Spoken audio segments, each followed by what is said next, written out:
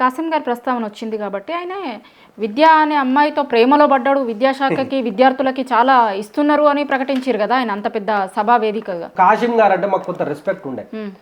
ఆయన ఒక వామపక్ష భావజాలము, ఆయన లెఫ్టిస్టు, నక్సలిజం అంటాడు, మావోయిజం అంటాడు, అన్ని ఇజాలు మాట్లాడతాడు. కానీ ఇవాళ ఒకటే ఒక ఇజం ఎంచుకున్నాడు, రేవంత్ ఇజాన్ని ఎంచుకున్నాడు. ఎందుకు అనంటే నీకు పదవులు వచ్చినాయి, నీకు పదవి వచ్చింది, రేపటి రోజున ఇంకో పదవి రావచ్చు కాక, కానీ నా యొక్క విద్యార్థులకు మోసం చేస్తున్నావు కదా, ఇవాళ మీదే ఇదే కెమెరా తీసుకొని వెళ్దాం అక్క. నా నిరుద్యోగ సోదరులు బావర్చి ముందు జొమాటో బ్యాగ్ వేసుకొని స్విగ్గీ బ్యాగులు వేసుకొని వాళ్ళు తిరుగుతూ ఉంటే ఈ ప్రొఫెసర్ కాసింకి సంతోషపడతాడ. 1000 కోట్లు ఇస్తా అని చెప్పి ఇచ్చిండా ప్రొఫెసర్ కాసిం గారికి? మేము అడుగుతా ఉన్నాం, ఇచ్చిర్రా?